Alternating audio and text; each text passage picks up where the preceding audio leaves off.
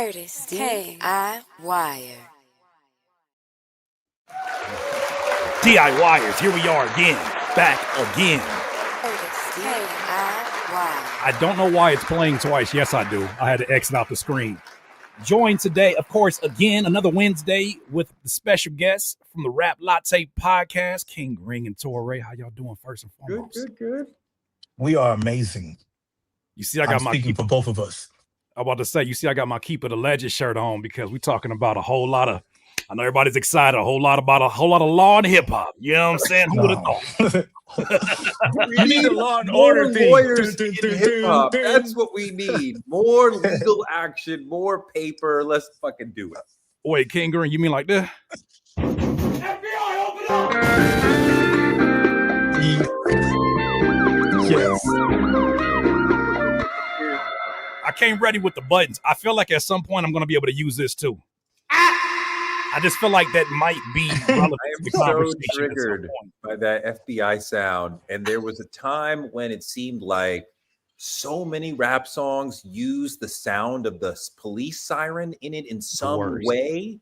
And I'd be like, yo, y'all need to chill because I'm driving, listening to your shit. I hear the siren. I'm not 100% sure at the first second. Is it in the record or is it behind me? And I'm like, my heart rate is jacked. I'm like, Ice Cube, MC8. Like, all y'all need to Public Enemy. Y'all need to chill with putting the fucking police siren in your shit. Your beef might silently be with the engineer for choosing to pan it around your surround sound system. That's probably the engineer you really beefing with because he made it sound, you know, the engineer looked at Ice Cube and was like, you know what, to make it really realistic? Exactly. Let's pan it left and right. So that's how it feels. It's like it's behind you. Let's make it sound like they're surrounded. That's the way to level up. Well, That's DIYers. That's why we have rappers on the show, not a bunch of civilians. Come on. Oh man! Well, of course we talking law and hip hop because you guys see the headline story. You guys see the news of it. I've been looking forward to discussing this with these gentlemen. But Cameron is suing J. Cole over might delete later song Ready 24. I got an article up here just to kind of get people familiar with it, and we'll get to discussing it. It says, according to court documents via Rolling Stone, Cameron claimed he contributed lyrics and a verse to the track, which appeared on Cole's 2024 mixtape Might Delete Later, in exchange for Cole's alleged promise to either collaborate with him on another project or appear on Cameron's podcast. It is what it is. That's a hell of an agreement. Either do a record with me or jump on my show. Whatever you do. Just give me 16 bars or sit with me for 4 hours. Wait, hold on. It is normal for people to be like, I'll do a joint with you, you do a joint with me, right? Your album, my album. But that's normal, right? And we don't exchange money. We just feature for feature, right? That's preferred. But like on this market of feature for feature, a Cameron feature is equal to a J. Cole feature? Because Cole coming on Cam's record is huge for Cam. Cam coming on Cole's record does nothing for Cole. Well, he has honor code. I want to say he has detail. Let me finish this part of the article and I'm gonna let you cook, Green.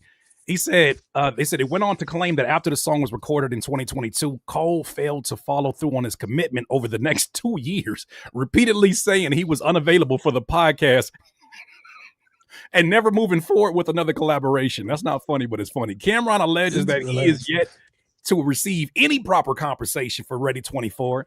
He has called on the judge to declare him co-author of the song and grant him a full accounting of the song's earnings, which he estimates exceeds $500,000.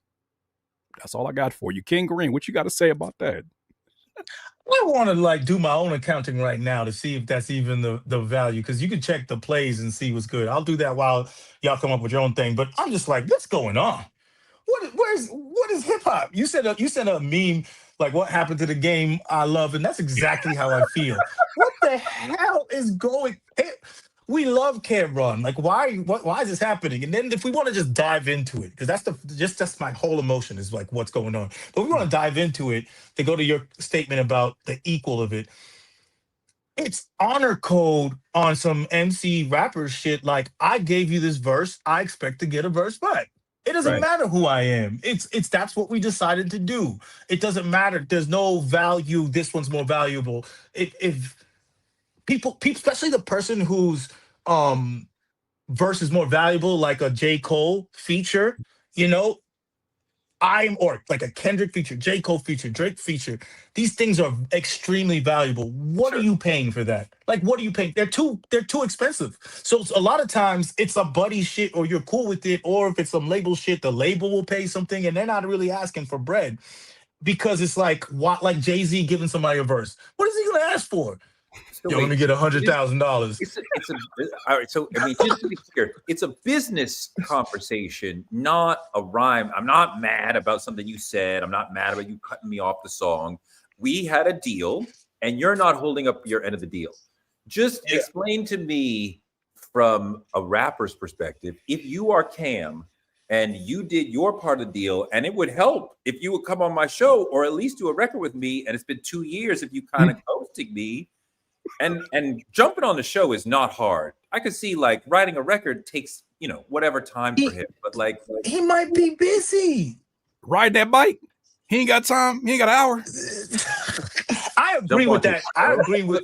I But agree that he should jump on maybe the he's show, but legitimately busy. Whatever. I don't know why he can't fulfill the small thing that Cam is asking in return over 2 years. I agree with that. But if you're Cam and you've been pressing the nigga for 2 years, what are you supposed to do? And I'm not saying this is the only option, but like I'm sure he's texted him or called him directly, and he's still not getting joy. He's not gonna run up in J. Cole's like studio session with guns, like, right? I mean, like that. We're not doing that at 40 Wait, years old, are we? Curtis. I said the song to Curtis, Uh-huh. and I was like, "This is beautiful," because I said the song to Curtis. I was like, "Oh, let's do the song together." He was like, "Oh, I fuck with it." He took so long. Damn, why I gotta But be I the was- example? Took so long. He's J. Cole in this. He took so long that I went and got another nigga on the song. Okay. But the other thing is too, and in that, but You I replace told me? him, nigga, I told this nigga, but I told him that we're gonna put this song out anyway, like that. We're gonna find another one. That's what you do, and I'm pretty sure when we find the right synergy song, it's gonna happen. You just let it actually happen. So Cam should just continue to be patient through a third year, a fourth The year. only thing that's different, I asked Curtis to come on our show, or I'll come on the show. We said yes. So yes, J. Cole's a piece of shit for not coming on the show. Well, Because you should be able to come on the show. So if I would have said no because I prefer to ride my bike, you would have sued me I'd have for sued making your a ass. verbal commitment. I'd have sued you.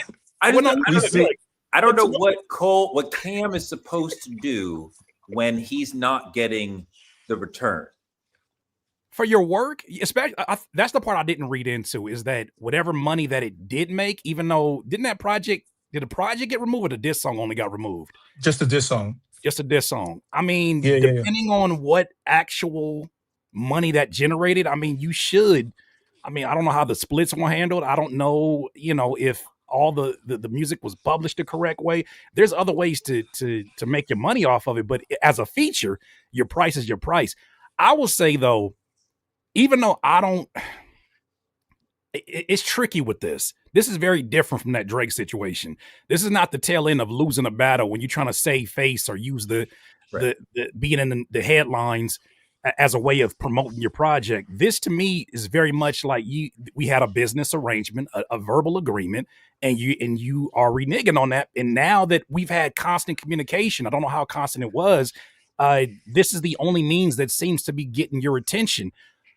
You got that going, but I will say this: it does expose a problem that I've seen as a rapper and as a producer when making verbal agreements with other artists who got people they got to run these decisions by. Because there's been many a times that somebody's like, Curtis King, my God, love the work you're doing. Yo, we should build on something. Matter of fact, I'm gonna send you something, or I say I'll send them something, and that verbal agreement just withers away as the weeks go. And then when you follow up on it, they act like they don't know who you are. It's happened way too often. And I think there's way too many unofficial agreements that are put out there that lead people to do extra work that nobody on that side has agreed to like in writing to do. And I think it uses resources unfairly because of this. It's just rap shit. Is Cameron, I mean, yes, Cameron is violating his own code because he has run to the police essentially, and he said from way back in the day he wouldn't snitch on his next door neighbor who's a serial killer, which is fucking ridiculous. That's not what the no snitching code is all about. But whatever. He was so ridiculous with it. He's like, I'm never ever telling ever. The guy who shot me, I mean, at least this was like honorable. The guy who shot me, I'm never telling them what happened. Like I handle it my way. Fine. So you violated your code. I'm sure Cam is like, Cole violated the code in that we made a verbal deal or whatever, and you're not living up. And now we're like, Cam has also violated the code. I don't know what other way at this point, because I'm sure he's let Cole know, hey, come on. Like, what the fuck? And Cole's quiet for whatever reason. I don't know. Green? What is he supposed? What else is Cam supposed to do? Not sue. That's the only thing that I think should happen. And when I looked at the numbers right now, right? Let me know if you can hear me better. But I looked at the numbers right now. It's like 23 million plays on that song. Let's say that there's 20 million plays on Apple Music. That's about, and then title everything. Let's go with $250,000 that song made. He's asking for 500. That's just on streaming. So that means another 250 on the publishing side. So he's actually correct with his numbers. I just did it right now. It's probably 250 for the master and publishing all together with that song is generated or whatever like that. And that's excluding his feature fee. That's separate from that as well. Right. Excluding the feature fee. What do you think his feature fee is? Not 250,000, I would assume. Yeah. I would say anywhere from 15 to 30. 15 to 30,000. Depending on who you are. Some people have different deals for they'll give you a deal. Some people will. Some people are saying this is my fee because my name is just like buzzing and hot. How much? And I have a way to calculate your feature. What's a high feature fee? 100,000 is the highest I've ever heard. No, 250 is the highest I've ever heard, period. But that makes no sense. I think that's just like label feature shit. And then right now, 50,000 I think is like a crazy number. And Green, we got to separate. There's a separation between what that person on the other side of that email is asking for it versus what they'll really take too. Those are two different prices. Exactly. What do you mean? They'll take $5K right now. If you send it to their account, let them lose a bet. Let them lose something and do some aggressive gambling. And all of a sudden, it's like I hit another person back that said no to the 50,000. See if they do it for the 5. And then let's brand it and package it as this is just me looking out for the little man. This is a small guy. Exactly. This is what I'm saying. Like, this is why I feel like this Cameron. I looked at this and I'm saying I wouldn't have gone this route knowing myself. I just I feel like you got to be in a certain situation where either you're the bitch ass nigga or you think the other person is a bitch ass nigga to be trying to sue somebody. Let me explain. If I know that what you said earlier, if I know that if I walk up on your studio and I try to muscle you, the next thing you're going to do when we leave is call the police. Oh, well, I know that's not going to do nothing to you. I got to go the route that actually gets you scared and nervous. And that's when you bring the law involved into it. You operate by a whole nother code. So I just feel like you get to this point once you like, man, I'm pretty sure Camden has talked all kind of shit about J. Cole behind closed doors these last 2 years. I do see Green's point that now you can only get money out of him. He's not going to come on the show now. He's not going to do a feature with you now. Like, even if you resolve this, like, all that is done. And if you could have remained patient for another, I don't know how much longer, 6 months, 12 months, whatever. I mean, like, you got 10 million to do the show. You're not fucking, he's not some little nigga. He's not your little niggas, right? He need a fucking, ironically. Right? So I mean, like, if you could have waited, you could have gotten him on the show. You could have, I mean, sometimes people who want interviews need to be patient because sometimes it takes years to get an interview, and you be asking a nigga just because he says no or doesn't come to your show this time around. It doesn't mean he doesn't like you or he's disrespecting you. It just didn't work out, and like you just got to take it like on the chin and just let it ride, and like hope you get him the next time around. You can't be all mad and throwing a tantrum. It is like the Drake thing, because it does feel a little bit like throwing a tantrum. Like, God damn it, I'll show you. Right. My pockets are bigger than yours. I'll fucking show you fucking disrespecting me. So 3 quick things on that. One, it takes 2 seconds to text somebody back. Hey man, let me just wait until I have the fall off dropping, and you'll be the first person in line, because especially I owe you. And who knows what a lack of kind of conversation they've been having back. Those are the first 2. The third thing I think that's ironic is that Cam don't understand how much like Rick James he sounds in the Chappelle skit when Rick James was like, I didn't slap you. I was weeks ago. He was like, that was last night. Cameron just did this with Dame Dash. Oh, you over here doing lawsuits and all of that. Oh, and then turned around and said, this was different, Charlie Murphy. You can't do that. You can't do it. You like what? I never showed you before. That was weeks ago. That's a great point. Also, I'm like, is there an issue? Because Cameron's kind of OVO, right? So is there an issue? Did he say something that rubbed J. Cole the wrong way?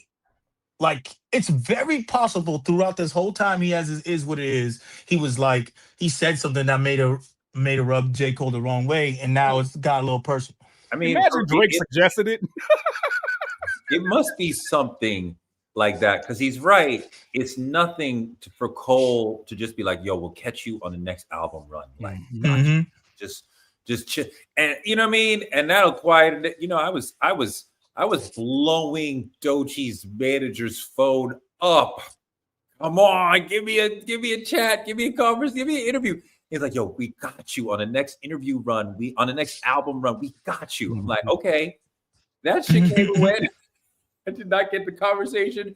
Shit happens, but you can quiet it. So J. Cole is not even willing to just throw him a bone of like, got you, just chill for like 3 months or 6 months and we got you. Because there's nothing to Cam if we do it now or in 6 months.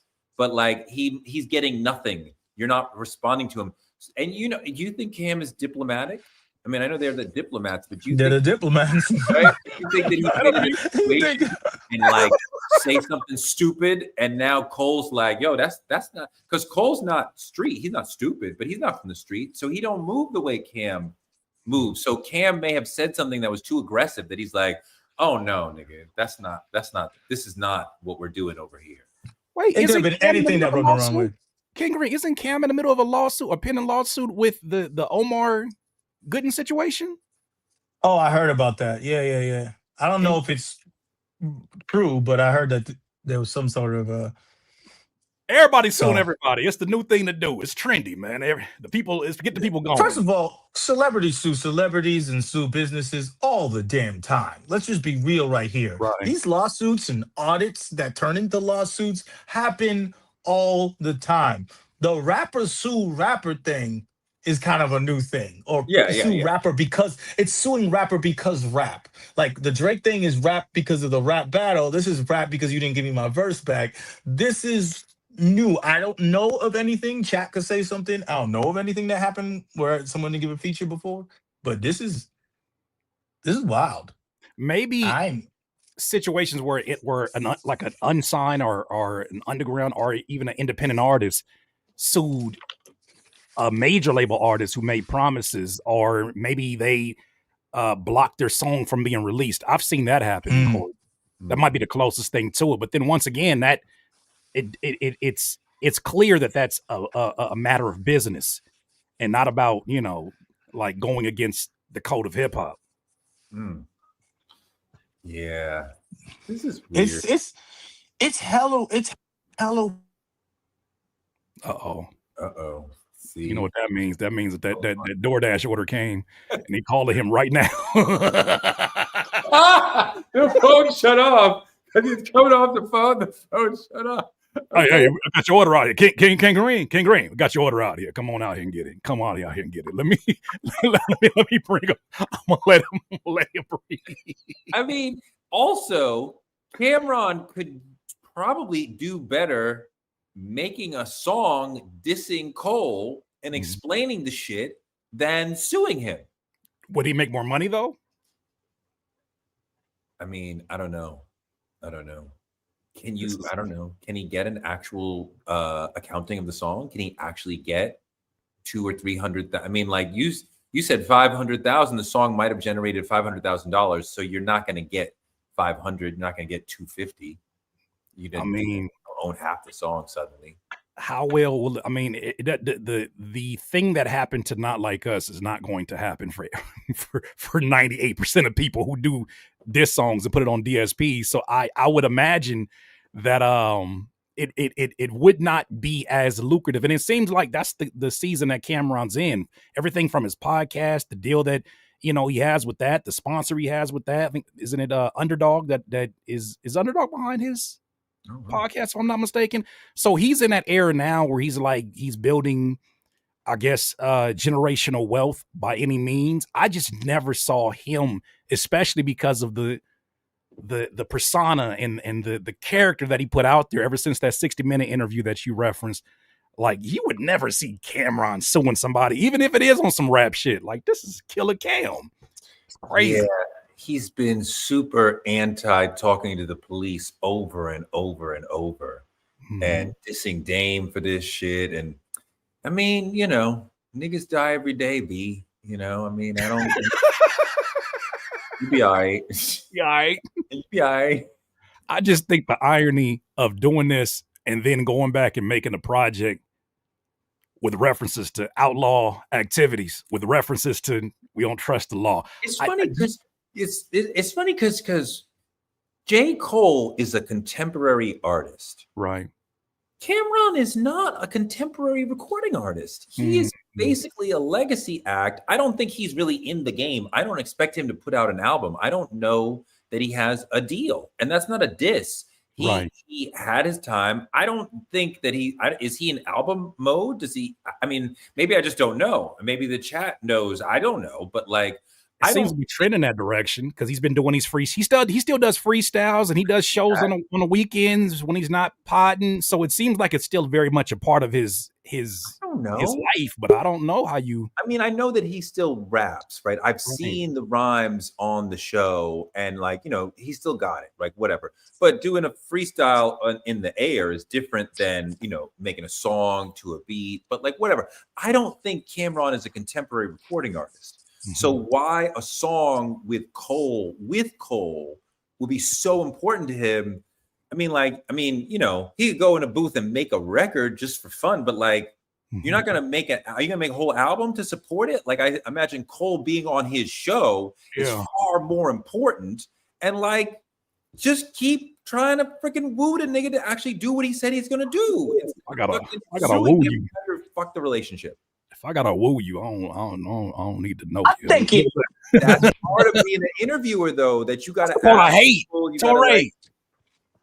This comment right here, makes a lot of sense, and that's why if you're not coming on my show, I'm gonna make a whole fiasco out the bitch, and my show's gonna be just like you came on the show. The next show that he talks about this shit is gonna go crazy.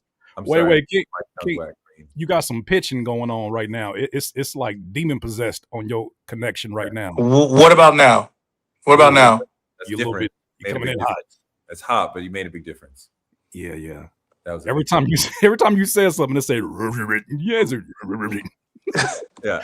Well, to this point, why do a song that's a singular moment? Why? And I'm not justifying it. I'm just saying, if we're using this logic right here from my guy Niles, why do a song if that's only a moment that I have a small window of time? Now he gets to take him to court, and however long this happens, he gets to do multiple episodes about the updates and then generate even more income than what his show's already generating by getting more viewership, more engagement, having more sponsored posts that are going on there. Maybe this really is a financial play, win or lose. And you know what's crazy? Always. I started thinking about this today. I don't give I've given up on giving Drake credit for anything in terms of being a mastermind. On all that, I've let that go. That's done with. But I started thinking to myself, is he dumb enough to say to himself, I know my lawyer said I'm going to lose this lawsuit against UMG. However, if I do it, it might keep my name in the news over the next however many months it took for this thing to be dismissed. And then we can do the appeal and lead that into Iceman. Because it feels like a dumbass promo run that has been extended because he keeps finding himself in the news. I even seen, because this stuff gets put on my timeline, I don't go looking for it. He was at a Vibes Cartel show and he was telling a fan, like, why you look so mean? And then went back to singing his song and the people wasn't singing. I'm like, he finds a way to always be in the news. And I wonder how much of that is strategic PR. Well, let me go back to Cameron for a second. You could, there's an interesting theory, but you could accomplish the same thing without suing him. You could just go on, it is what it is, and tell the story of Cole is not living up to his part of the bargain. He's not a man, and diss him. Right. And the headline, Cam disses Cole, like that's huge. You don't need the lawsuit to be part of it. And you could go on there and diss him over and over and over until he does what you want him to do or whatever he's going to do after you start dissing him. No, I don't think Drake is participating in some strategic PR because this is destroying his image and his name with a lot of people. I think he would have to fire them. Yeah, this is an outgrowth of Drake's ego and his entitlement as a wealthy man and his inability to listen to other people, because there must be somebody going, dude, this is not the right path. And he's like, fuck that. We will keep going even after we lost the lawsuit. We're going to appeal and lose again. God damn it. This is just him guiding the ship off the fucking cliff. Even for a narcissist, though, there's got to be some kind of reward. And I don't want to like railroad it, even though we're going to move into that conversation next. But I think about that and I'm like, some people get into a place where even when it's negative publicity, they say to themselves, well, they're still talking about me. And it's almost like this weird obsession with what is it? There's a phrase for it too. It's like a weird obsession with a narcissism. Attention? No, there's a phrase that people use for it for people who are megalomaniac. Something along those lines, but it's like they're obsessed with the embarrassment because the attention is still the attention. Your sound is too hot. Oh yeah, your sound is a little bit loud. Yeah. I don't know how to change that. Hold on, let me see, guys. My bad, fellas. You're good. You're good.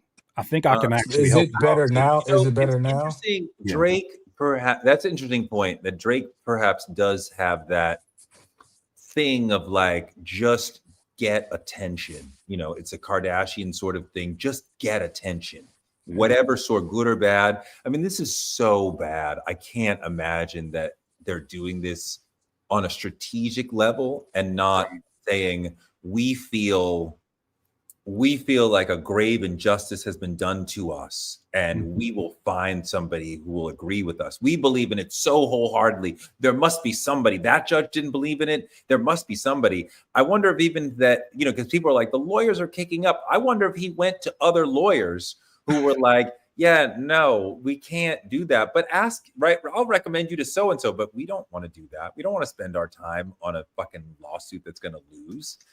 Most lawyers, their hours are booked up. I don't think Drake's lawyers are kicking up on this. Like Puffy's lawyers, Diddy's lawyers had a really good year, right? Because they were in the courtroom. He paid them above and beyond. Like courtroom time is more than office time. So like they were like, I think they got 10 mil or more. I think Mark Agnifilo got something like 10 mil to represent Puffs, right? So that's a good year for him, right? But like Drake's people, they're sitting in the office doing his hours. Those hours would have been a big time law firm. Those hours would have been billed to a different client, if not to Drake. So I don't think his lawyers are kicking up here. I think that he lacks the ability to listen to other people and look beyond his personal hurt and grievance in this. And he's like, fuck it. I mean, like there's no financial aspect for him. Right. It doesn't matter. Like he can keep suing. It doesn't matter. You know what the phrase I was thinking of as you were talking, humiliation kink. Because there's certain things that are being done that I'm like, after your abs have been put into question by Kendrick Lamar in this battle. You think an ab pic is the thing that you want to take and put on your Instagram?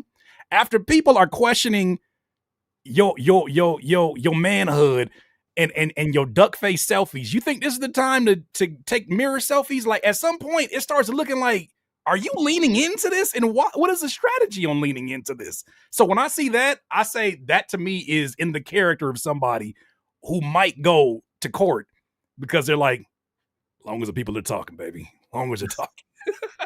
Doesn't matter what they say. Just talk about me. I mean, that's what Madonna taught Dennis Rodman, and he went out and started having blonde hair and touching guys' butts on the floor and whispering sweet nothings in other players' ears at the free throw line. They're like, Dennis is a fucking weirdo. He's like, just keep talking about it. Mm-hmm. And he showed up. I can't believe America freaked out. Dennis Rodman showed up, I believe it was in Dallas, to a book signing in a full wedding dress.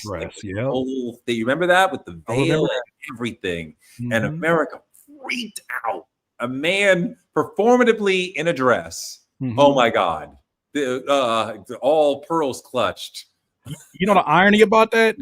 The irony of him, you talked about him whispering in players' ears and saying like the outlandish things. One of the people he used to mess with a whole lot was Karl Malone. Isn't it funny how in 2025, that's a more controversial name than Dennis Rodman at this point? Not making light of any of the things that have been on record about him and the underage girl and having a child and all these things. But isn't it interesting that all those antics that Dennis Rodman had, we're looking at Karl Malone from a much more critical lens? Karl Malone, you need to be quiet. You need to be thankful that this did not spiral out of control for you. Just freaking stay out of the limelight. No sudden movements. Don't look over here. No. Right when they did the 30 for 30, or was it they did the Jordan movie, right? The 18 episode Jordan movie. John Stockton, I'll talk to you. Karl Malone, no. Mm-mm. Actually, I'm gonna sit this one out. You guys have TikTok now. Let me sit this one out. I can't imagine, like there's certain social media apps like TikTok that are so damn powerful because it doesn't require a celebrity voice or require a huge voice of influence to get an idea circulated virally.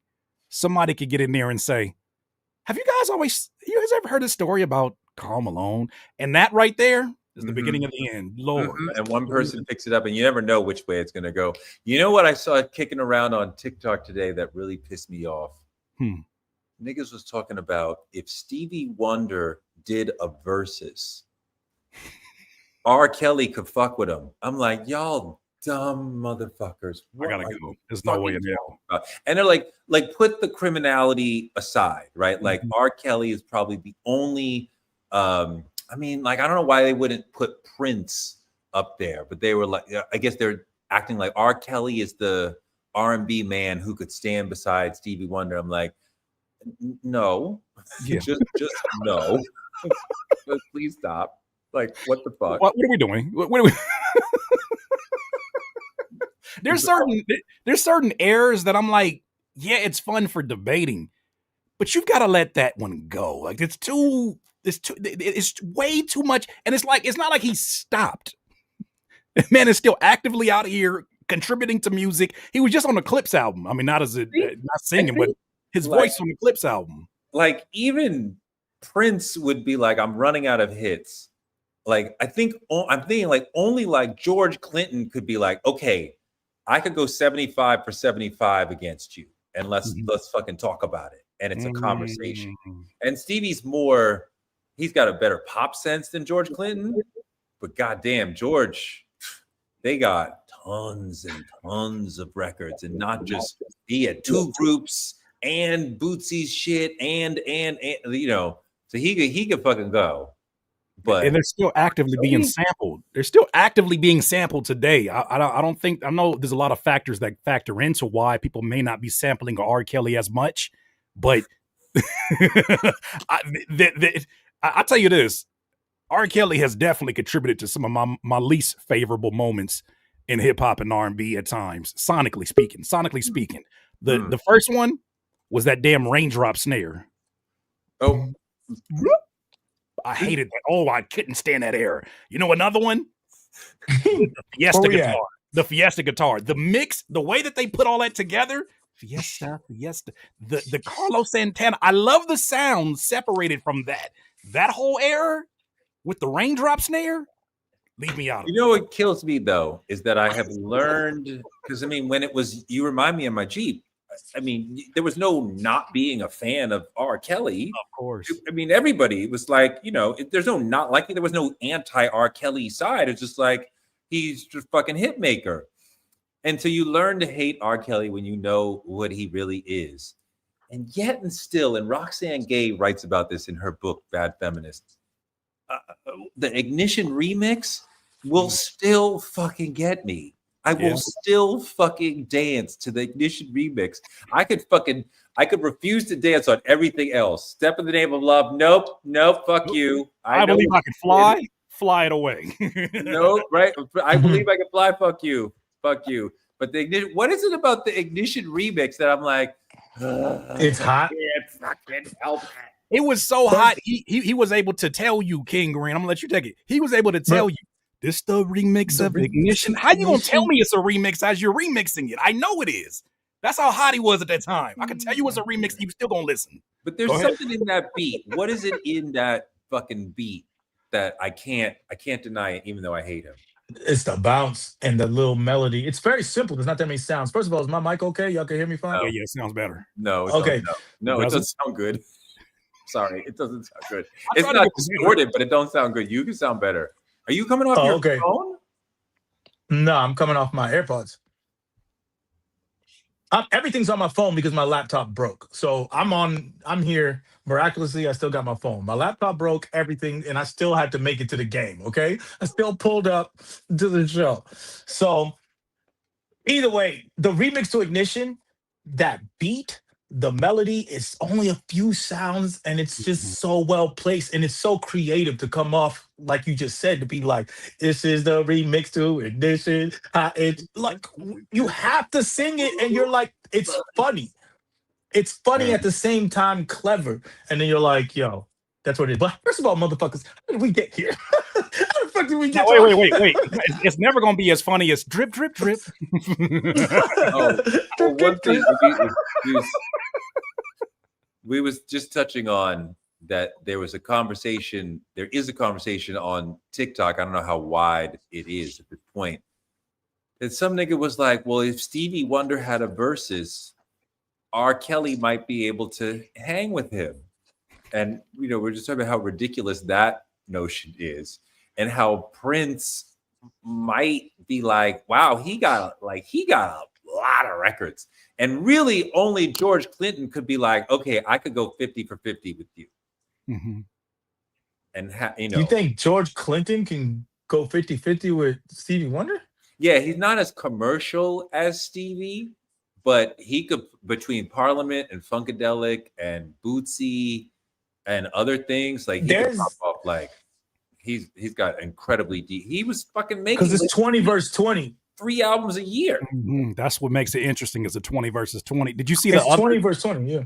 Did you see the other viral conversation? It really had me rethinking it because I thought it'd be a shoe-in, but T.I. versus 50.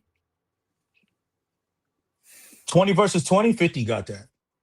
You sure about that? The first album is how many tracks? 20 tracks? 19? 15? I would put on a 50, I would put 3 or 4 from before the first album right away. The first album is already at least 10 tracks. Something like that. In the 20. And then there's before, I mean, do we include, I mean, he doesn't probably claim then G-Unit. But if he did that right there, I would do that. That Ghetto Quran shit was hot as fuck. He had a bunch of joints before Get Ready. It's a good battle. It's a better battle than you would think when you think of their names and success. I'll give you that. T.I. got records. No disrespect to T.I. T.I. is one of my favorite artists. He got records. I'm just saying, when I think about T.I.'s records, he's got a lot of hit records. How do they hold up? What's the meaning of them? It's how you deliver them. Just how No, we losing you again. No, he got more DoorDash. He's because they DoorDashing all night long. Okay.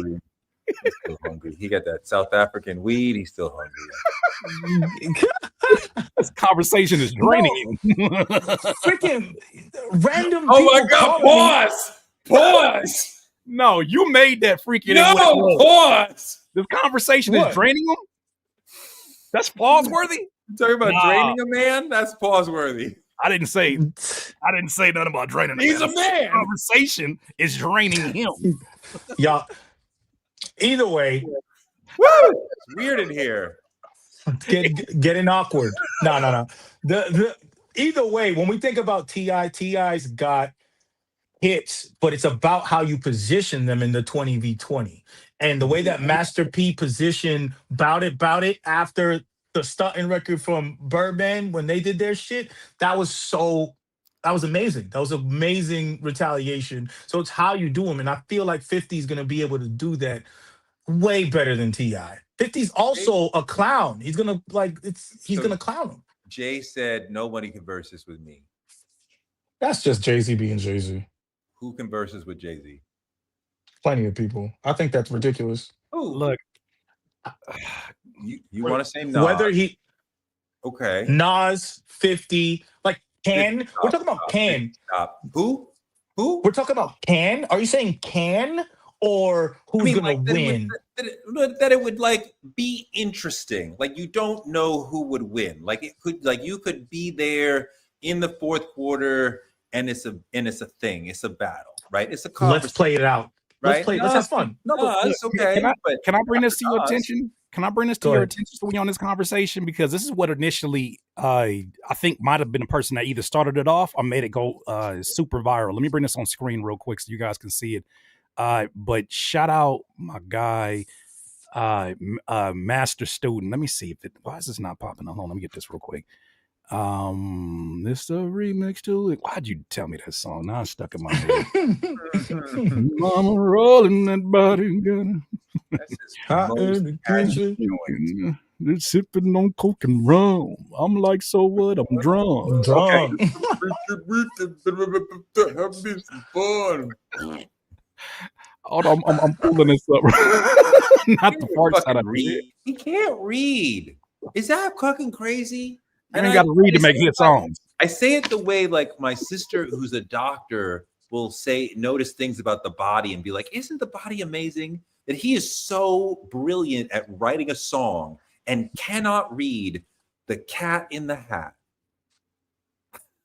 Cat in the Hat ain't got no lyrics. Cat in the Hat ain't got kicks and snares. Don't need that. You know what I mean? You know what I mean? I mean, like, no, I mean, he's really brilliant. One part of his brain is super built up, and another part of his brain is completely not working at all. It's the difference of the rhetorical art versus the literary art. And people like to think they're the same, but they're not. When you say young, what do you mean by that? What do you mean when you say teacher? When you mean like what he can hear, he's brilliant at that, but when he needs to read it, then he's stumbling. I'm not buying it, fam. Because when I hear Trapped in the Closet and all them damn series, I'm like, you may not know how to read per se, but you know enough to know what the hell you shouldn't be doing. Did you see that series when it got in the 50s and the 60s chapters? Who has all this sitting in their head to continue a story like this and recall what you said in chapter 1? Who is this? No, he's a writer. I feel very weird praising R. Kelly out of nowhere. I just want to put that out. We're not. Either way, we're not. We're not. I'm just saying. I just feel like what did I step into? Don't make that the headline. They're gonna say Curtis King and Rap Latte defend hip hop in court, and also R. Kelly. First hour. Okay, we just turned into some manosphere niggas. Look, that's terrible. Okay, I can't pull it up for whatever reason. I'll figure this out in a second. But shout out to Master Student. He was talking about, here's his list against a 50 Cent, because people were naming their favorite songs. 24s, ASAP, Rubber Band Man, Soldier. That's, of course, with Destiny's Child. You Don't Know Me. What you know about that? If it ain't about the money, Live Your Life with Rihanna. What's Up, What's Happening, Whatever You Like. Ain't I? I'm a Flirt featuring yo dog, R. Kelly. These titles sound really stupid out of context. Big thing popping. Like it just sounds like a list of nonsense. What it is? Ate my lover. Let him Bring 'em go. out. Bring 'em out. It's hard to yell. Bring 'em out. I mean, these are great records, but just as a list of words, it sounds like gibberish. That's why I wish I could share the screen. I don't know why. Just a quick five song round, real quick. In the Club versus What You Know. Who wins? In the Club. Easy. No, this is gonna be unfair because you better name his strongest songs from T.I. Right? I'm going. Monster. What You Know is a monster too. That's one of his biggest songs. I know, but In the Club. Good. Okay, look, we know that In the Club's beating 99% of rap songs. Actually, like let's let it have it. Like not like us. Many Men verse 24s. What was the first one? Many Men versus 24s. I mean, I'm a New Yorker. Many Men sounds. Many Men's classic. Come on, it beats 24s is too. That's the emergence of the South. That's the reemergence. That moment is. You remember? I think that's taste. I'll let those two. I'll let those two be like a. You don't know who wins that one. I think that's a taste thing. PIMP or Rubber Band Man. Rubber Band Man. Actually, no. Man. I don't like right. Rubber Band Man wins. Rubber Band Man. Candy Shop, and whatever else you say. Whatever else you say. Whatever you like. We can do whatever you like. Whatever other record. This is my point, and you're being very fair. This is my point. It's a lot closer than what people will give it credit for. Because initially, when I saw it, before I saw Master Student say that, I was like, "Oh, 50 takes that easily." Because I remember how large when he first came out, how large his name was and how big the buzz was. Yeah. But T.I. is also somebody that you got to have that conversation about too. With those songs, it makes it a really, really great, a really close competition, I think. I know some folks who were involved in 50 at the label level from the beginning part of his rise. They were like, he was better than any other artist they ever encountered at seeking out information and then inputting it.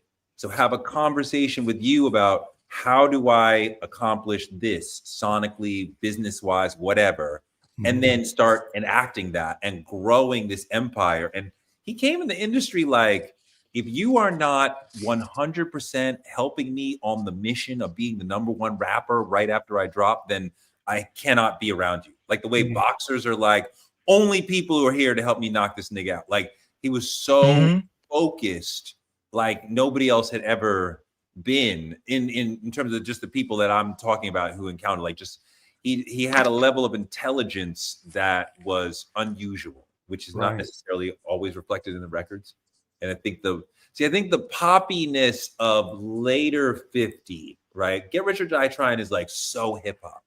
And after that, he gets poppier, more melodic, and he goes in a radio kind of, direction. And I'm like, take you to the candy shop. Yeah,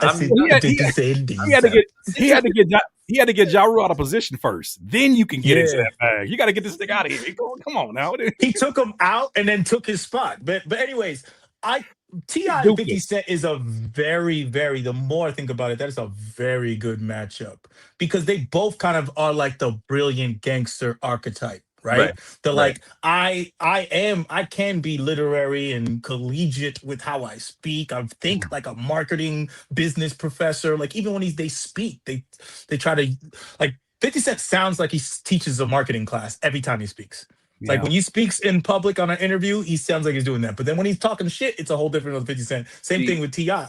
The other part of 50 though, if you listen to the records before he got shot, he sounds very crisp and clean and like many other rappers.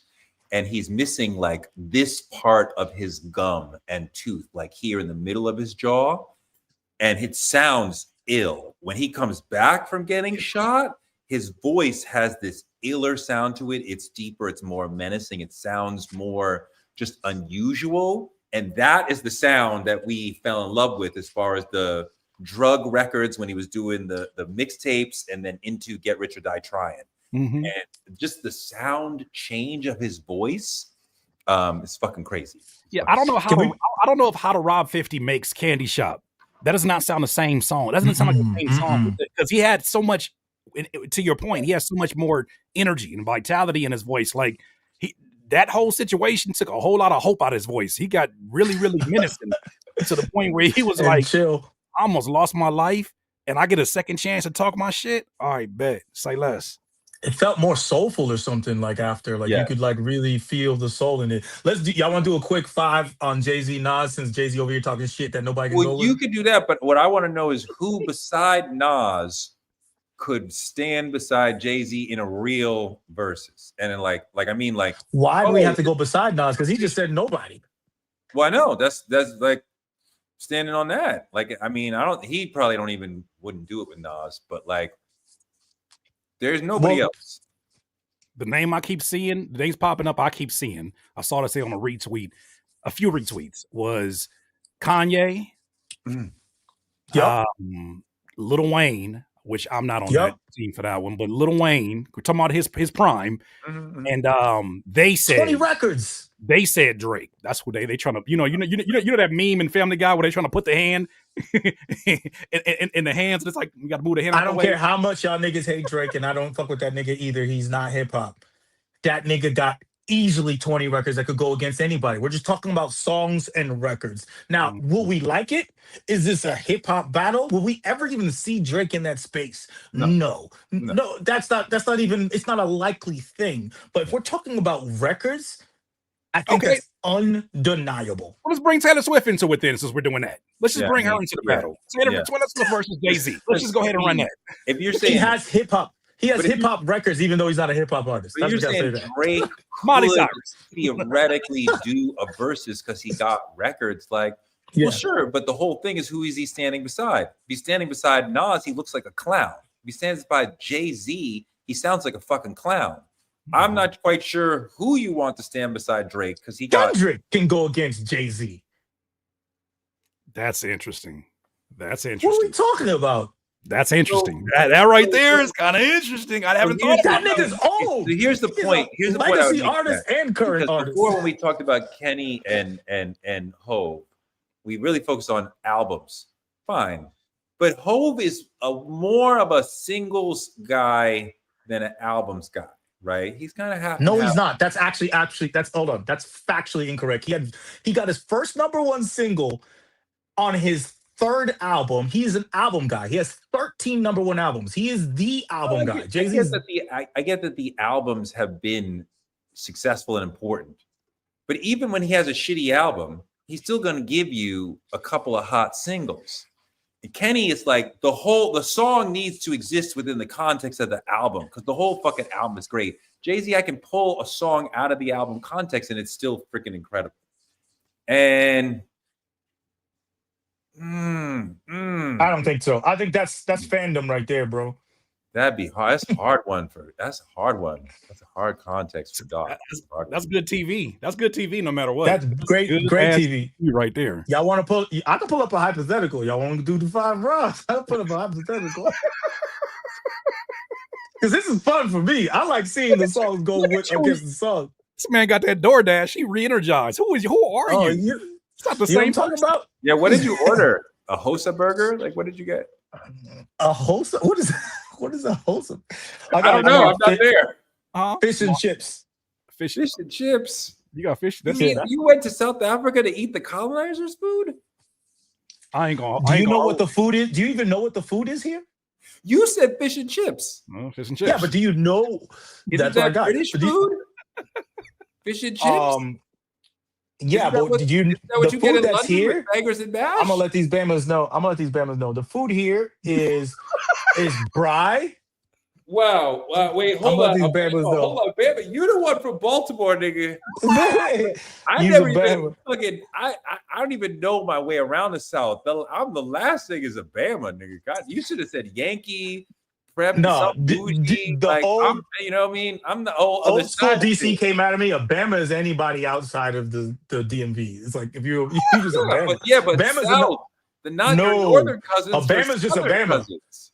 When I said Bama, I meant it like nigga. When the Southerners moved to DC and they were making fun of them, calling them Bamas. But I'm letting you know that's like saying where nigga comes from and then trying to tell me how we use it now.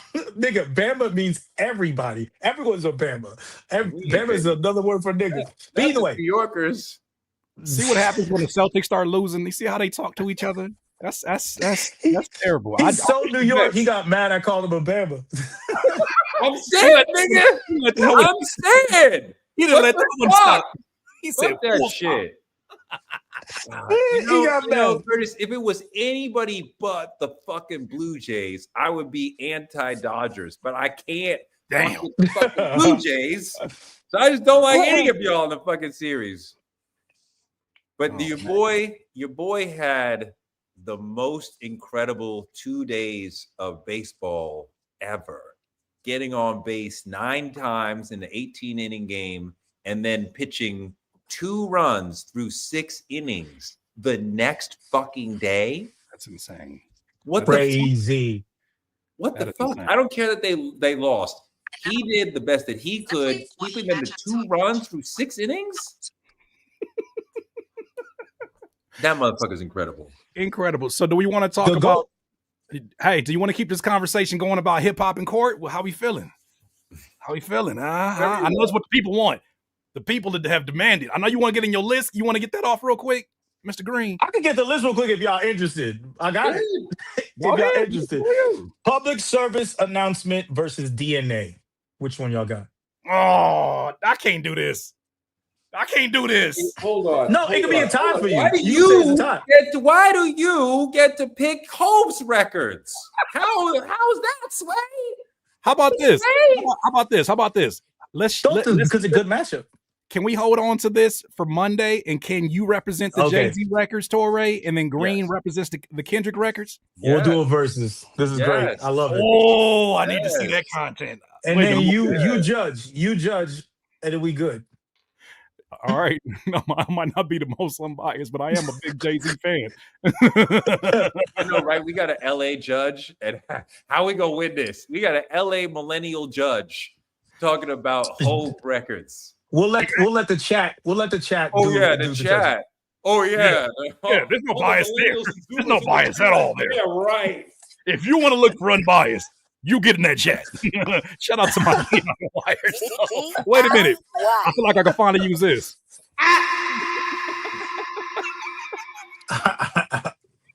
So in other news, Drake files notice of appeal and defamation case over Kendrick Lamar.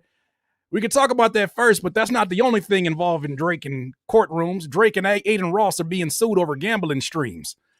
Well, let's Wait, start what? with this one. Huh? Wait, Drake's in the NBA gambling scandal? No, he he just made a third headline. That is hilarious. No, Drake and Aiden Ross are being sued over gambling live streams. This is someone who's filing this in Missouri, where they have some very specific laws around gambling that the company Stake, that they're both sponsored by, tried to finesse their way around. Do you want to talk about that one first, or should we talk about this appeal situation? Is that even of interest? Green, what you want? Let's talk about the other one first. The appeal shit is like the gambling shit's more. The appeal's just like. So what is it that they are alleged to have done wrong? Yeah. To have gambled on a live stream? That's you can't do that? Nah. So it says, okay, he is one of the targets. Drake is one of the targets of a new lawsuit centered on online gambling, online casino and sports betting platform Stake. It says Justin Killam of Independence, Missouri is suing Drake, streamer Aiden Ross, and sweepstakes casino Stake.us Casino Beats reports. According to the suit filed Monday in Jackson County Circuit Court, the defendants engaged in deceptive, fraudulent, and unfair practices to mislead the public in violation of Missouri law. In his filing, Killam says Sweepstakes Limited, which operates Stake.com, created Stake.us as a virtual clone of Stake.com, rebranded to mislead Missouri regulators and consumers into believing it offers harmless gameplay instead of an unlawful gambling platform. It says Stake.us uses a dual currency system in which users pay to gamble with redeemable tokens rather than cash. Killam says the system is a way for Stake to shroud illegal gambling behind a superficial disguise of social gaming, So this is where it gets specific with them, and I'll be done with it. It says the complaint singles out Aiden Ross and Drake. who are paid millions of dollars per year to promote stake in live streams. Killam alleges that these promotions are targeted at teenagers who cannot legally gamble, and that when Ross and Drake purport to gamble online with stake.com, they often do not do so using their own money, despite telling the public the opposite. They This are nigga cannot not. He just money. takes L's. Wait, they are gambling with their own money? No, they're not. They're they making it tell seem like they are. Oh, well, that's why. Right. That's why. Because they've definitely, Stake has definitely promoted multiple times. Drake makes $1 million bet on the Super Bowl, or $500,000 bet on the prop on the Super Bowl, or whatever, big NBA, whatever. We've done that a bunch. Which, okay. So that was bullshit. I mean, okay. So they gamified it by having it. tokens that you pay for, and then those tokens are what you bet, and then that's the whole. Because shit. That's funny as fuck. Because now the teenagers can gamble because it ain't money, it's tokens, baby. It's like it's like buying VC on 2K, baby. We do the same thing. Just play blackjack. 6-7. 6-7. They know about 6-7 in Africa, Green? I don't know. I'm not talking to young African children. Like 6-7. 6-7. You had a little zesty to it. It doesn't have to be zesty, Curtis. Yes, it does. I want the kids to be embarrassed about it. Just like when Sean Connery put on Uggs and they stopped wearing Uggs. I'm gonna do the same thing until I get rid of it. You're trying to kill it? You can't kill it. It's I saw some video that was like that showed like it has taken on like 4 different streams of influence trendology to where it's so large now that it can't be like it's gotten to a larger level of trend than normally trends get to. So we're at the point where it's fucking gigantic. It's like fucking the dab or something. It'll be dead soon. It'll be for sure eventually. Although this generation, and I don't want to derail you too much, but this generation does rally around meaningless symbols, and I'm not quite sure yet what that symbolizes. Like, because we keep saying, the thing. Now, I'm not saying this is better or worse, but like we got excited about things that like that has a meaning. There is a joke. There's a meaning to that joke or whatever. And their jokes are like, there's no meaning behind it. It's just 2 numbers that we all just repeat in a certain way. But like, there's no meaning to it. And you're like, well, okay, so what is it that they keep sort of like wrapping around these trends that have no meaning? Being chronically online, being exposed to brain rot. And also, I think there is a subconscious desire to have the kind of mainstream that many of us grew up on. I think that their internet connections are very different because this is the death of monoculture in this era right now. Based upon, you could have a completely different viewing experience based upon which streaming platforms you're signed up to or not signed up to. You're missing out on TV shows. Another, One TikTok is different than another. So different algorithms altogether in different countries. So I imagine that on a more serious level, that I think that's them wanting to have something that they can call like it's our thing collectively, but that's not really a thing in the internet age. It's just it's really just shared content amongst human beings and bots online. I think.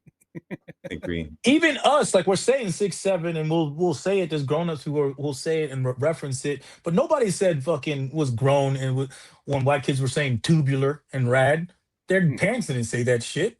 And when we were saying stupid dope moves, stupid dope fresh, our parents weren't saying that shit. But now your parents are like 6-7 on their own TikTok accounts. So like you said, it's just they don't have shit. They can't even. We can't even let them have nothing. I mean, hold on, Touré. Pretty Mimi says I wouldn't mind God sending me a man who was 6'7". Hold on, Pretty Mimi. There you go. Just make sure he don't say 6'7". 6'7". That's where it started from. I mean, Green, I think there's something positive within that, in that the boomers who raised us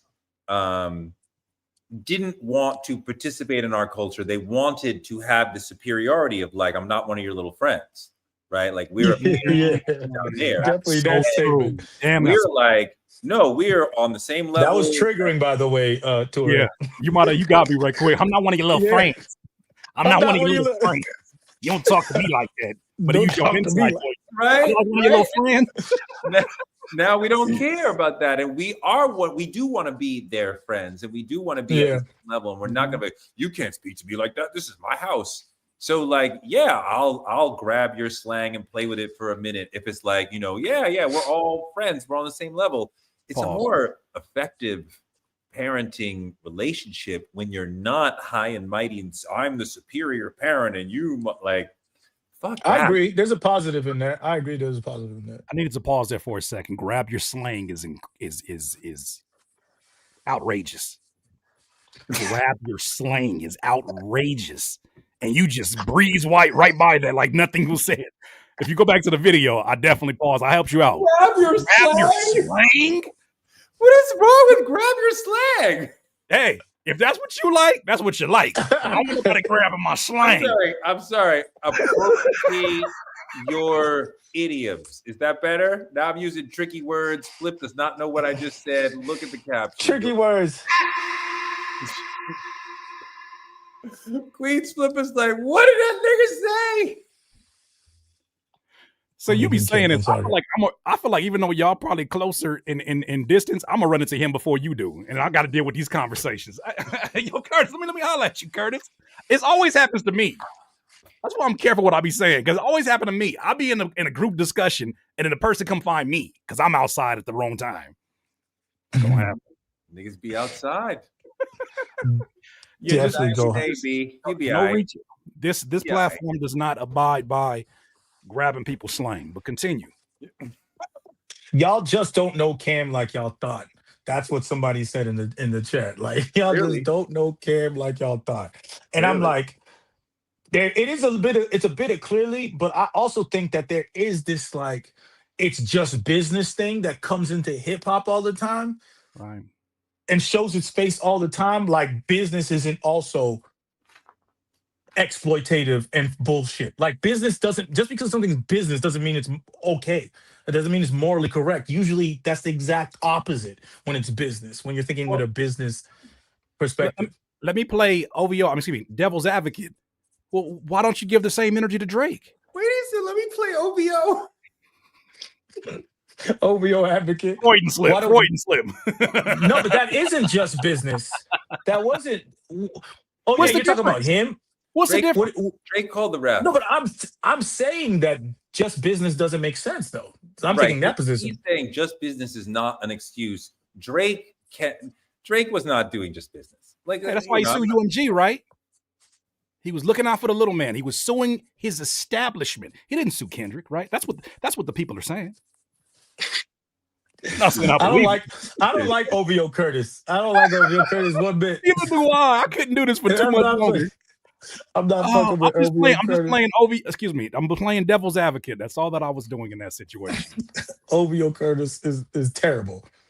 I don't know what the reason. The logic is just completely off. Because now those same people who were saying we don't want to hear that Harriet Tubman music are saying how unhip hop of Cameron to be suing. I'm like, I know you're not talking.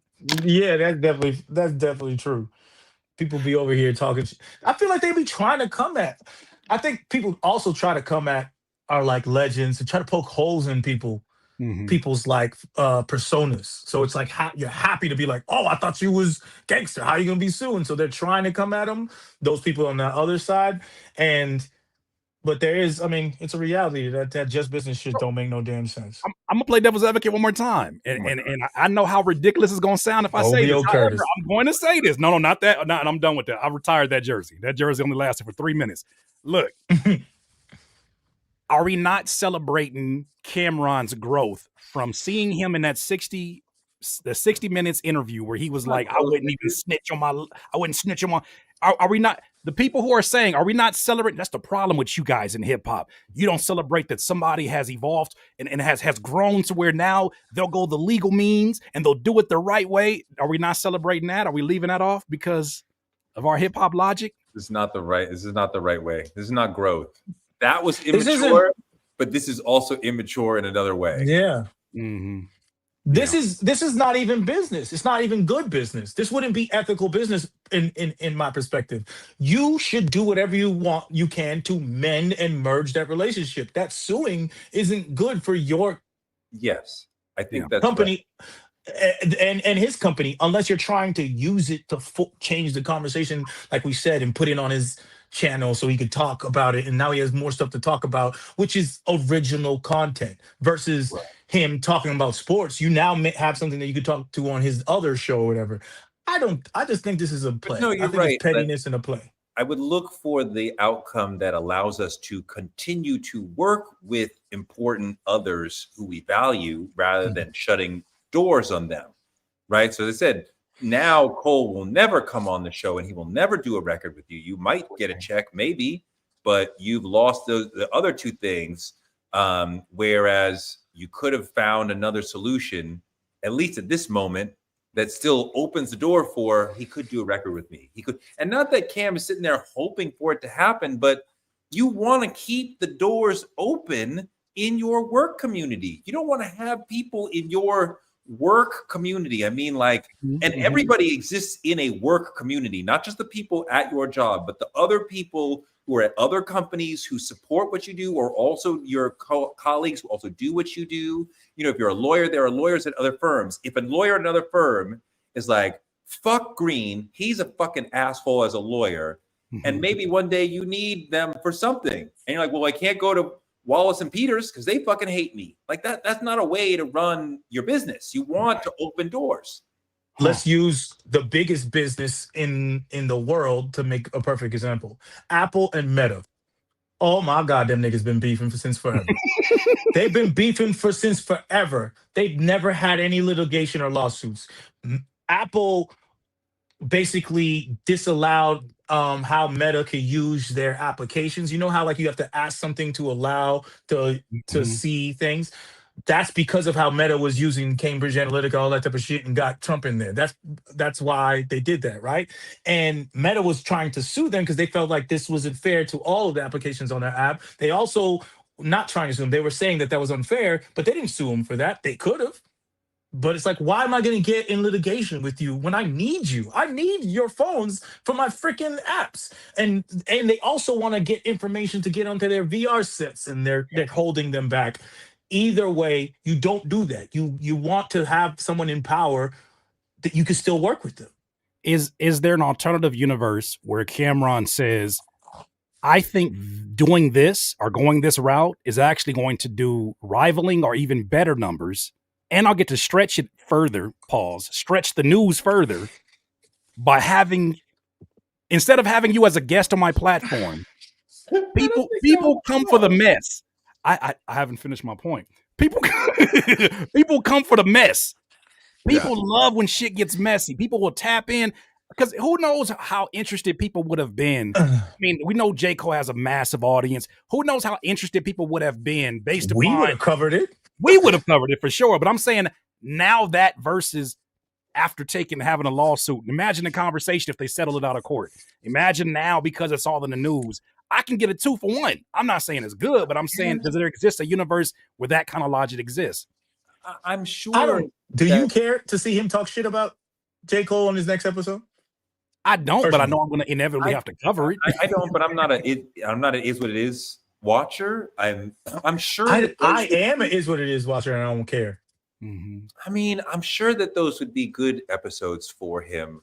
I just think that manufacturing beef in this way to thus get to that, you know, it's a long way around. It's really a long way around. It's like, you know, we're going to plan to rob the bank. Like, okay, like that may or may not work out. You might get out of there. You still have a problem. You have one of the bigger rappers in the game now is like personally mad at you. And like, that may be a problem, or that may be a hurdle at some point in the future. Touré, how about this angle though? Oh boy. You think why you say that? You came into it all. Touré, let me tell you about this. Touré, what about this? Let me give you another perspective. I wonder if this is an example of people taking his kindness for weakness, knowing that he's someone who, on the biggest stage, apologized, while in the midst of a brewing rap battle, if he knows that J. Cole's a nice guy who would probably say, you know what, in my peace journey, even though you took it to the law and even though we, you took it to court, even though we settled, J. Cole seemed like the type of person to be like, I never meant any disrespect to you. You were OG in this game. I brought you on my project because of how much respect I have for what you do. So I just wanted to come here to clear it. I was dead ass wrong for leaving you on red for 2 years. I'm just glad. Is he not the kind of person that you could see that scenario playing out? I could see Cole doing that all day long, probably, personally, like on the low, like just between us. But, maybe publicly. I mean, I could see him being that humble in a moment of like, sorry I didn't get back to you earlier. I've been busy. You know how it is. I mean, I could see that. I mean, I'm surprised that Cole hasn't had a way of tamping this down so it doesn't get to this level. But maybe he's like, nah, we're sick of that nigga. Fuck him. Like, I feel like it's gotta be that. It's gotta be that because at this point, Cole ain't said nothing. He ain't bothered nobody. I mean, ever since Port Antonio, he's been very, very strategic about how he shows back up in the public. And I think that's it. Whereas, like, all I'm trying, do you guys think, 2-part question, do you guys think Cole is wrong for not being communicative in the last 2 years? We don't know the answer. We don't know how that went out. He is or isn't. We don't know that it didn't break down. So therefore, Ron said blah blah blah. So there's a possibility for you not to be wrong, right? There's a possibility there as far as like a street or a man-to-man way that we would all judge it, that we would be like, if we do everything, I could see a world where we're like, yes, Cole is right. To like stop talking. Now, and now, but okay, besides that, just in general, do you think 2 years is a long time to wait for a record or not? Yes. Hell yes. Record or interview. Hey, at that point, I'm saying to myself, he ain't doing this shit. He got a free verse. I don't think so. You don't think 2 years is enough? Because album cycles, how your brand works, 2 years is not a long time to wait for a feature. You could, here's another thing about it is like, he's about to release the off season. He's going to need to do press. Right. Why not do it around that time when I'm doing press, bro? But this is on what I was saying before, that Cameron is not a contemporary artist. So then why do you need a song right now? Why could you not wait another 6 or 12 months to see if you get that song you want, right? It's not like he's putting out an album and Cole being on it would make such a difference for him. Like, I don't think he's working on an album. So why can't you wait longer? I think that was mentioned probably because of, I wonder how much of that was the lawyer saying to include that in the conversation as part of the verbal agreement, and how much of he really wanted the interview. You can do so much more with that interview than you can do with having a song with J. Cole and DSP. Like, there's so much, you could chop that up into content that'll be for the rest of his career, the rest of your podcasting career. There's so much more money to be made in that arena. I guarantee if he had to pick one of those, as historical you said, moment could happen in that clip. Come on now. A conversation with Mace, Cameron, and J. Cole at this stage of his career, the first one after the whole battle and nobody else has interviewed him. Oh man, like he might feel like you owe us to come talk to us first. He also has very memorable interview clips, J. Cole. Like he's a better interviewer than, I would say, Kendrick. You know what I'm saying? Like, Kendrick has some quotes, but he doesn't have, like, J. Cole has a lot of quotables that people that get edited on TikTok and all that type of stuff at a high clip. Mm-hmm. And I think, that's my thing, is that I think that'd be way more valuable than anything else. Especially he's recluse right now, and there's so much to talk about. I mean, if the interview is more valuable, 2 years is not a long time to wait for an interview. And not, that's what I'm saying. And like he was saying, like album cycles and what have you, Cole's going to do an interview when it is helpful for him. And if I'm in the midst of working on something, or I'm in between albums, it doesn't, you know what I mean? I'm here to, you're always like, what are they here to sell? We just watched Kim Kardashian on Call Her Daddy. And Kim and them are they're extremely smart as far as marketing. They never really they never promoted anything specifically on the show. Skims comes up a little bit, but like it's not a hard sell. She just released a new panty that looks like you have a hair. That's what she's promoting. But they didn't talk about it on the show. Right. That looks like you have a what? Hairy bush. Yeah, they come in different colors. Right. So if that's what she's promoting, they're always promoting something, even if they don't make a huge deal out of it in the interview. And so Cole's like, if I don't have anything to promote that I'm trying to drive them toward buy this album or something, then I'm going to chill. And like you said, like 2-3 years between albums, like that's not a long time. Like it's not a long time. Here's my only pushback with that though.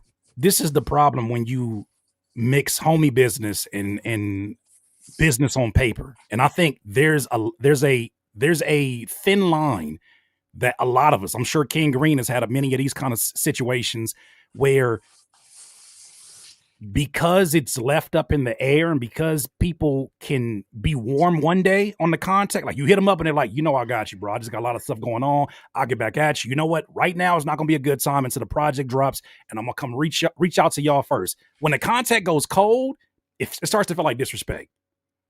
It's almost to the point where, when somebody owe you money and they get to posting on Instagram every day about the stuff they got. You got enough money to post. I'm not saying that I need to be like over all of your financial decisions, but my nigga, come on. At some point, like you can't. What we doing? What are we doing? Now you playing in my face. I wonder what stage you got to that. And in 2 years, yeah, I get you. Like there's timing about everything, and these folks, this is their career. This is J. Cole's career. He's very strategic about. I need just say that. And I wonder if the conversation went cold and Cameron was like, so you're not going to pay me for the work I did on that. And now you're not even going to text me back about that. I would be pissed about that. Because now it's like, you can't even give me some kind of idea of what's going to happen. Also, Cam knows what it is to be an artist.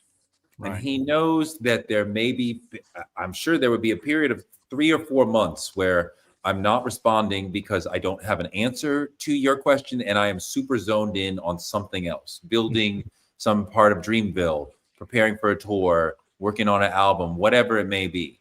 So he should know 3 or 4, 5, whatever months of silence doesn't necessarily mean something negative. I am in artist mode. Let me be. And when I have an answer for you, I will return to you. But it's not like I am ducking you and you're coming down the block and if he is though, yeah. If he is, that's weird. But let me finish this. If he is, it can be weird. But at the same time, feature exchanges are not a new thing, correct? Right. And there's been plenty of times, we know of so many stories where somebody did a feature and wanted another one, they didn't get it, or they did a feature and they both did a feature, and then this person was beefing with another person, so they took them off the song. All these things happen, no litigation. It's been happening for decades. This is wrong. I don't care what no one says. This is wrong. For sure, especially because Cam it's been happening for decades. Specifically has been anti-snitching, anti-police, prosecutor, just the lawyers, the legal system. It's just a higher level of the police. What the fuck do you think the police do? They deliver you to court. Yeah. Just a civil lawsuit. You called the police in suits. What about this? And I say this from the perspective as a producer, because a lot of relationships between rappers are a lot more solid than they are between a rapper and a producer. Sometimes they look at a producer like hired help, and I'll get to you when I get to you. There have been arrangements where nigga, you just made the beat. Exactly. There have been arrangements where a rapper, for instance, will say, yo, send me some beats. Send the beats over in a timely fashion, doing great business. And they say, yo, I need them stems like tomorrow. We got a deadline. They're in such a rush when it's their business. That's the focus. And you give that courtesy because you understand that that's the way that you conduct business when you are professional. What happens when that same courtesy is not extended when it's your turn? I get the wanting to go into your zone and wanting to stay there, but What I am happens of, when it's like I I am have of to the move belief, mountains to do this? I'm of the belief that you should behave whenever possible Mhm. based on your code of ethics and your code of behavior and how you behave. Sure. Otherwise, you are following what the other person. So if he acts out of pocket, I'm gonna act out of pocket. Well, then so he's your leader. I'm Mm, gonna behave the way that I want to behave, right. right? And if you act out of pocket, that's on you. I'm gonna continue to be myself and in my zone, whether or not you fly off the handle or not. Mhm. So if he's saying he fucked up, so I'm gonna fuck up, like, so the fuck is that? Mhm. I agree with that. That's a great point. That's saying if I wouldn't go in there with a free exchange, if Right. I wouldn't expect these things to be a problem, then ask for money up front if you think that's going to be a problem. Sure. Demand money up front. That's that simple. Yeah. Yeah. I think that definitely makes it a lot easier to set realistic expectations when you know like this. But how do we know to that point? How do we know that Cameron said 2 years is my cutoff point, and that's how my code works. After 2 years, you got a hard 2-year rule. Now I gotta bring the court involved into it because You should have asked for money. I think my statement still stands. Ask for damn money, and then you wouldn't have this problem. I need $55,000 for my time because you want this now, and what I can afford for this is $55,000. That's how I feel. Like you're gonna have to pay me. Like I used to. Like, if I know somebody, I'm exchanging. Mhm. If it's an MC, plain and simple. If it's like an MC and I respect you, I'm not asking you for anything, and Right. that's how that works. If like I got a burst of method man, he didn't give me, I didn't pay him anything because method man's a fucking OG, and Yeah. that shit makes sense. Yeah. Whereas if you get a if you get a um what was I about to say? No, if you get into a situation and I don't know this nigga, which happens all the time, it's like run me my money. I'm not that expensive. Mhm. $2,500, bro. Just Mhm. give me my money. That's what it And takes to get a feature from Green? oh yeah, I'm 2,500. Y'all got 2,500. I got you. Well, I gotta like the song. That's the one problem though that I Of got. If course. I don't like it, I ain't doing it. Some niggas don't give a damn. So you're not grabbing slang for anything cheaper than 2,500. Wow. Got it. Wow. Got it. Wow. Got He it. gonna bring it up. He gonna bring it up. Got Wow. it. Got it. What, Got it. so what it cost to get Curtis King on a song? He don't give his price $10,000. out. Huh? $10,000 for the first email reply back.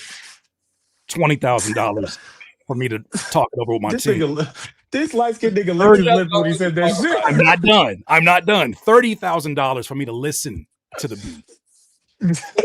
40 extra $1,000 for me to nod my head and say that I like it. An additional $200,000 for me to turn the microphone on. And this just I don't like to talk business out loud. You know, it gets messy. It gets messy. It gets messy. It gets messy. You know what's funny about that is that I struggle sometimes with pricing because there's a part of me that absolutely understands my value and what I can bring on so many different mediums to a collaboration. But then there's also a part of me that understands what it's like to be that person with a limited budget, but you have invested, you've done your hours, you've done your music. And I know what it means to be early in working with somebody and what that could mean potentially for them. Right. I had a Kendrick Lamar verse right before the Dre cosign that I wasn't able to release. And that could have been very instrumental at that stage of my career, but I was holding off for my album. So I think about things like that, and I'm like, I understand what it's like. So that verse never came out? We don't have to get into the details of it because No, I love the details. because That fucking sucks. But you know what's That crazy? sucks. You know what's crazy? You know what's crazy? It's so much trickier, and it's things that I got to talk to y'all like behind the scenes about because it's deeper than just like he got the cosign from Drake. It was so many things happening that I probably will never discuss publicly. But if you dropped it already, Oh, and man. it was before your albums, just say you dropped it, and it would still live there, and people would be listening to it now. Dog, like, and you got to think this is during the blog era. This is at a time where, because of where I was from, there wasn't a lot of artists in the Inland Empire. Even though I'm originally from Carson, they saw me as an Inland Empire artist, and because I was from the IE, there was a weird little energy between LA and IE, and platforms like Two Dope Boys' willingness to post artists or producers. Like there was TDE records that TDE would send in that it was produced by Curtis King, but for whatever reason, some of these platforms would leave that out. They would just push that out. And other of my collaborators did that. I went through that, but I'm saying that at that point in time, Two Dope Boys would have ate that up because anything with Kendrick's name, they was just going crazy. They was like, oh shit, like yes, post it. Who don't care who it is. But I understand what that value is, so I'm like willing to work with people, and I want to like work with your budget, especially if you got a song that I believe in. Let's run it. So, you know, I agree with that, but you're talking about the homie thing. I will give people verses all the time for free if I fuck with you, yeah. or I've loved the song, Yeah. or I believe in you. But I'm talking about I don't know you. Oh yeah, for sure. I don't know who you are, or do you think that these two New York rappers don't know each other? no. This is that's why they were doing favors. Yeah, but Yeah, I they're mean, doing I don't know favors if for they're you. friends, but they must know each other for a long time because they're both New York legends for a long time. Is why don't we strike a difference between I know you professionally versus I know your character, especially in these relationships in hip hop? There's so many people that the moment that I stopped making songs as consistently, we had nothing to talk about, and we saw how little we had in common. Yeah, like these are not people. Y'all are people that I genuinely would see as having friendships after this if it wasn't just specifically to pod and whatnot. There's so many people that it didn't exist because it was all transactional. This is what I am. My antenna does raise. I don't like to see when hip hop gets involved in any kind of lawsuit. I don't want to see this situation unless it's defending hip hop. However, I do think that we've evolved enough in this culture to where we need to make sure that people get a hell yes or a hell no. Like, stop protecting artists' feelings if you are a person of influence by saying, yeah, bro, let's build. If I could build with the bricks of let's build from all the people who said it, I would have the Empire State Building. I would have all the people who said let's build. If I could put those bricks together, oh my God. Oh, wow. That's a bar. So so for some people that at this stage at 40, I don't want to hear that shit. Hey, bro, let me get your number. It's always this move too. Let me get your number. Let's build. Like, let me get your map. Let's build. I've Let me get you. Yo, I've never built in my life with a nigga that said let's build before. I just want to put that out before. Ever. Never in my life. It's got a never 0% happened. success rate. It's 0% success. It's the opposite of Larry H. Parker. It's got a 0% success rate. Larry H. Parker got me. You know the story. Yeah, that's a 0% success rate. You remind me of when I was doing a story on Puff. Like, this was the Bad Boy days when the Bad Boy was hot to death. And it was like, and I saw it. We hang out like multiple days, and like people are constantly coming up to him just out of nowhere rapping. I just walk up to him, just start rapping. Like, I'm just gonna get a career. I'm just rapping at the nigga on the sidewalk. He's like, yeah, niggas come at me all day long rapping at me. I'm like, how often do they like break through? And you're like, 0% of the time. Do you know how mad that sounds in 2025? You walked up to that nigga and you just start rapping? You didn't even introduce yourself? Y'all never met before? You just start rapping to him for the first time? Just start rapping. That's crazy today. That is insane today. But you have no idea. He gave me some dap. But you think what he wants is flows, attitude, lyrics, diction. That's not what he wants. He wants to see the proof of concept, that you have a movement, that you are already down the road doing something, whether you get there like with real beats and rhymes or bullshit. Well, who's that guy we did? A Disciplined Man. What was his name? I forgot his name. A regular man. I read. The city of scuba niggas be scuba. Niggas just on the radar. He can't rap at all. If that nigga was doing 500,000 scans a month, they would sign him up. They are not looking for your flow. A decent man. They're not looking for your flow. They're looking for your movement. Whatever way you get to the movement, motion. Lil B or fucking Kendrick, whatever it takes.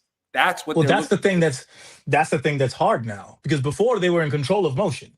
So the industry was literally gatekept gate kept and was in control of motion. Now motion is something that no one's in control of. It's wild, wild west to be able to get motion. The talent was the thing that you have to show so they could give you the motion. No.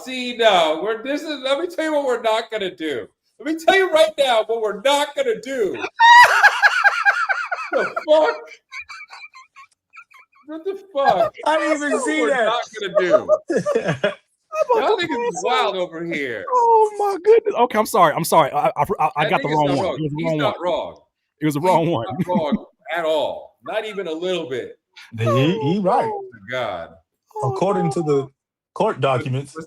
I didn't see this one real quick. J-Mo said Kendrick don't have one beach chair in his catalog. I don't think beach chair gets played in the verses. Beach chair? What the fuck is this nigga on? Beach chair? Beach chair? I like him, a beach chair. You can pick 20 songs from Jay-Z's catalog and you landed on beach chair? That's a crazy pick. That's the wildest pick ever for 20 of his best songs. I can guarantee you Jay-Z ain't thought about that song since he put it out. Kingdom Come, Kingdom Go. What are y'all talking about? You put beach chair on a versus, it's crickets in the fucking crowd. It's crickets. That's a misstep. That's a misstep. Like, it's that Funk Flex voice. What made you go with that? What made you go with that? Crazy. No, but using beach chairs and saying, if you gonna do beach chairs, I do. Kendrick got a song on the damn album. That's what God feel like. Yeah. Like why beach chairs? That's like when you got a song that's your favorite, it really means something to you. Yeah. Sometimes you think that's how other people think. Right. That was that for him, and he threw it out there like it was a thing. It's not a thing, bro. He said it like we forgot. King Green, he said it like we forgot. He said, "Did you guys forget about beach chair? Like." Y'all forgot about some beach chair, bro? What are we talking about here? Do we forget that on he his made worst beach chair? album? Wow. That's not even the whatever. Wow. Oh, yeah, man. Kendrick ain't got a beach chair. That's first of all, that's just a crazy statement too. He paid for that one. Thank you for the super chat. That's wild. That $1.99. Oh man, can't buy that kind of promo. Can't buy that kind of promo. What Kendrick song can beat Big Pimpin'? Nah, why you doing this now? Monday. You gonna cut into the pay-per-view what's with the rappers? Isn't that part of the joint that you don't know what's coming at you? Yeah. No. We'll pick. Yeah, we'll do it. Versus, my bad. Versus wasn't versus is like, you know how it's like a Jake Paul fight. I'm not gonna hit you as hard as I can. You're not gonna hit me as hard as I can. We're all gonna get out of here. We're all gonna walk home together. So I'll make $10 million together. Right? It's never supposed to be like, ha, nigga, fuck, nigga, you're dead. Nigga, I played Big Pimpin', nigga, you're dead. Some of them are like that. It's too nice. It's too nice. Tyson did it. Tyson hit him. Tyson said it in an interview. He said, I hit him one time. He said, because I got pissed off the way he hit me. He was like, if this is an agreement, if we got a pre-agreement, you don't be hitting me like that. And Tyson said, I almost went back to my old ways.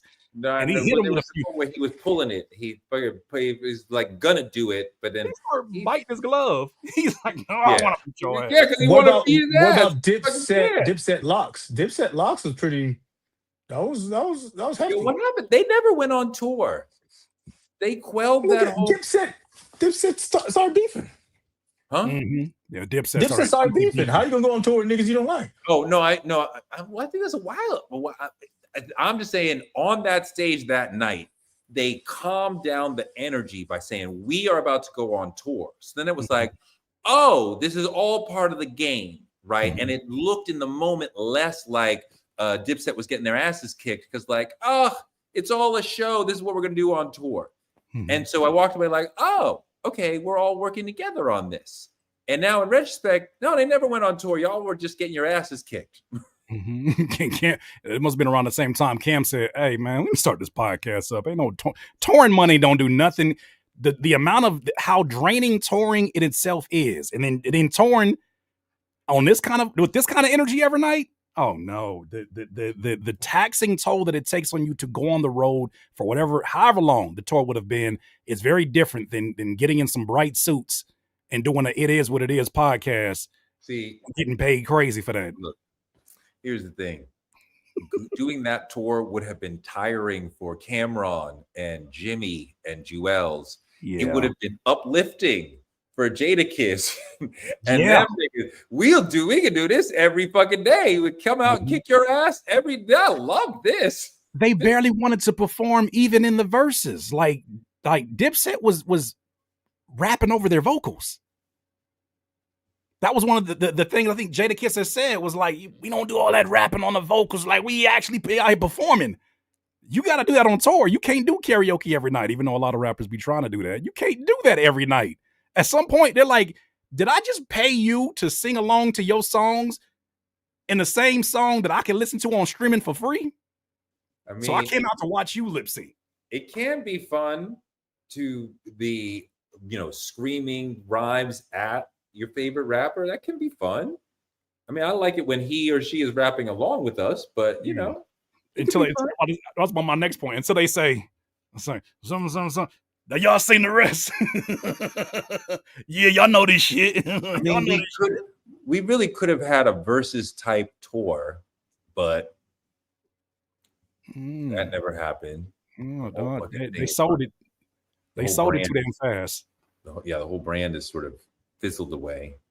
And I feel like they shouldn't have took it out of its original charm was because of the pandemic. Yes. And I think once we got outside, they were like, oh, we should take verses outside. Eventually you do that. But I think part of the appeal is look at this very this very intimate room sounding larger than life. And look at these legends celebrating one another in such close proximity.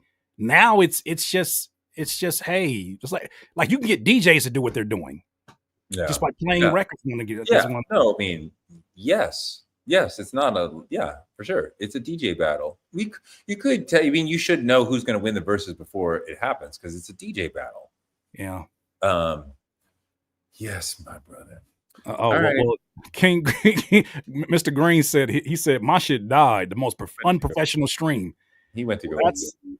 He did. He about to go finish some fish and chips. I'm sorry that your cold fish and chips are what they are, but round of applause for my guest one more time. Always an honor. Always an honor. So much fun. Thank you. We'll do it again next week. Yes, we will. All right, DIYers, thank you so much for supporting this channel. Word of advice before you leave, do not grab anybody's slang. Have them. Niggas die every day, B. Peace out. DIYers, if you enjoyed this content, make sure that you hit the like button and maybe even consider subscribing. Come on, man. Stop being greedy. Peace.